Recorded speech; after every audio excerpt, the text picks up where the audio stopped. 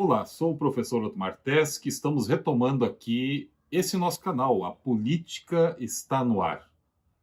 E estamos nesse momento celebrando e falando sobre o Dia Nacional da Consciência Negra, celebrado no dia 20 de novembro, em alusão à morte de Zumbi dos Palmares, e que, juntamente com Dandara, deixaram uma herança fundamental para a nossa cultura, para o nosso povo, para a nossa organização social, para a resistência.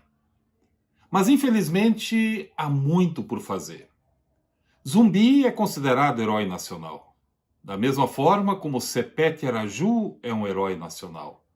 São heróis que, de alguma maneira, estão presentes no nosso cotidiano, na tua vida, na minha vida, fazem parte dessa herança, como eu comentei antes, essa herança cultural, e que produz nas suas memórias aquilo que nós somos.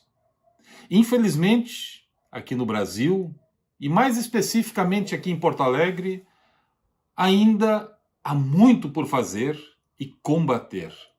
Porque não basta você não ser racista, precisa combater o racismo, o preconceito, a discriminação. É lamentável que a gente assista ainda figuras públicas, inclusive pessoas que disputavam cargos no executivo, saírem para a imprensa, divulgarem para os seus apoiadores concepções e noções que alimentam o racismo, que alimentam o preconceito, a discriminação, que voltam a defender a escravidão.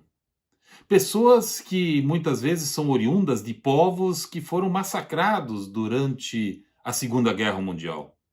Pessoas, inclusive, vinculadas a povos que sofreram exatamente com a eugenia. Esse não reconhecimento das diferenças, essa concepção desses sujeitos que apresentam-se na política há muito tempo, e que estavam sempre na obscuridade, falavam em boca pequena, falavam ali ou ali, de repente, algumas questões, não deixavam transparecer de forma tão explícita, mas o preconceito e discriminação sempre existiu, e o racismo sempre existe. Se você perguntar para alguém, você é racista? Essa pessoa imediatamente diz, não, eu não sou racista. Mas, no fundo, aquele que diz que não é racista é racismo, porque o racismo é algo que nos é introjetado.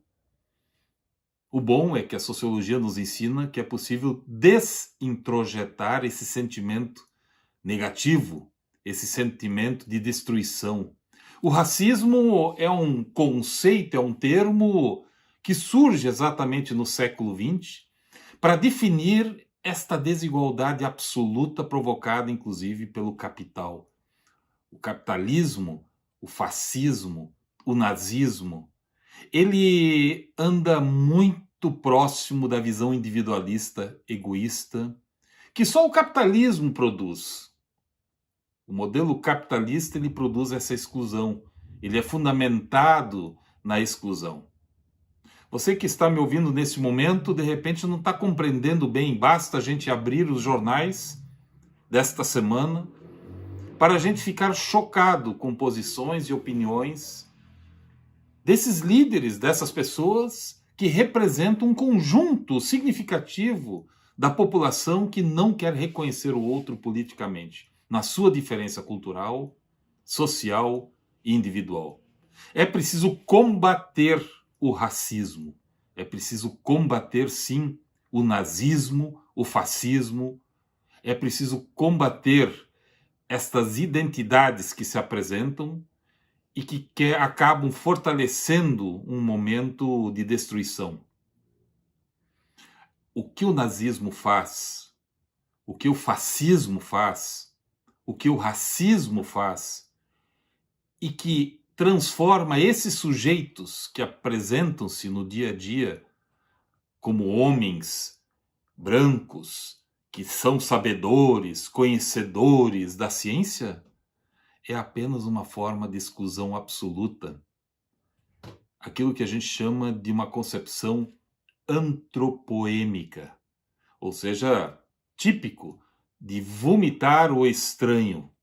O estranho não é assimilado e mesmo quando for assimilado, acaba se colocando numa posição de inimigo de classe.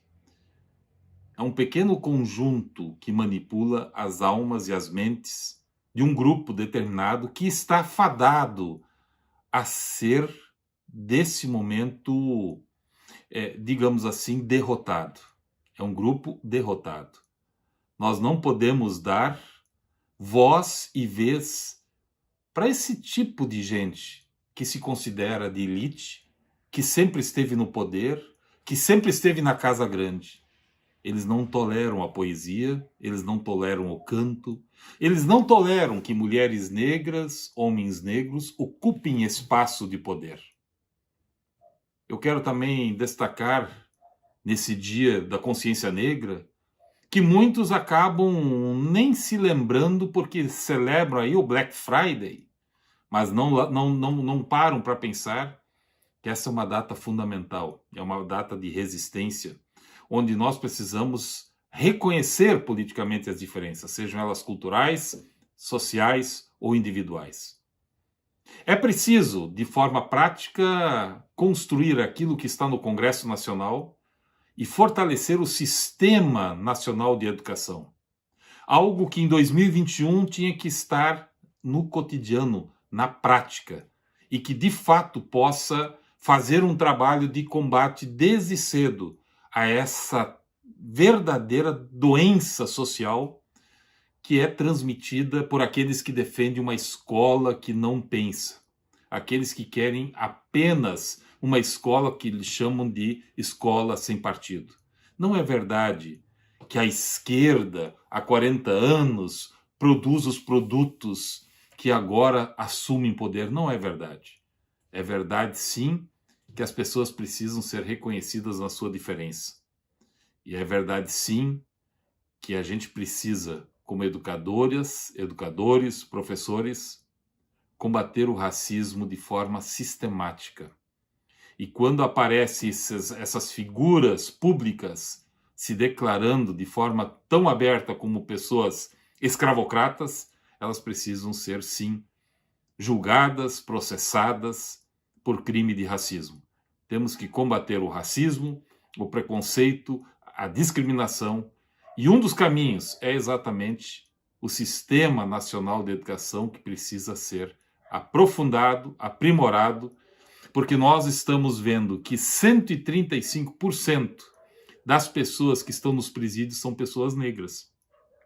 70% da população brasileira que está numa condição de subalternidade também são pretos, pardos ou negros. É preciso fazer uma releitura da nossa história e reverter esse processo. A mudança está no ar, como a política está no ar. E é possível fazer, sim, política com a educação. Vamos juntos construir esta mudança. Hoje, e precisamos para fazer isso, fazer uma leitura do passado, escrever o presente e pensar um futuro mais fraterno, livre de preconceito, discriminação e racismo. Até a próxima.